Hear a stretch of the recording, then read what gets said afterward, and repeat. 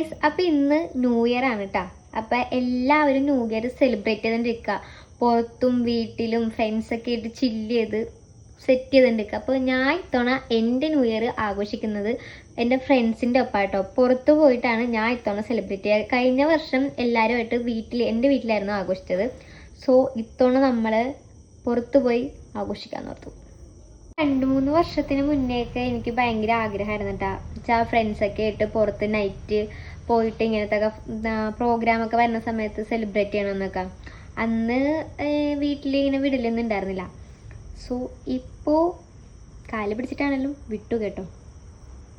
അതുകൊണ്ട് നമ്മൾ പുറത്ത് പോയി ചില്ല് ചെയ്യാൻ ഓർത്തു. ഞങ്ങൾ ആദ്യം പോയിട്ടുണ്ടായിരുന്നത് ടൗണിലോട്ടായിരുന്നു കേട്ടോ. അവിടെ കുറച്ച് ഫ്രണ്ട്സ് ഉണ്ടായിരുന്നു. അവരെയും കണ്ടിട്ട് ഞങ്ങൾ നേരെ ഉളവേപ്പിലോട്ടായിരുന്നു കേട്ടോ പോയിട്ടുണ്ടായിരുന്നത്.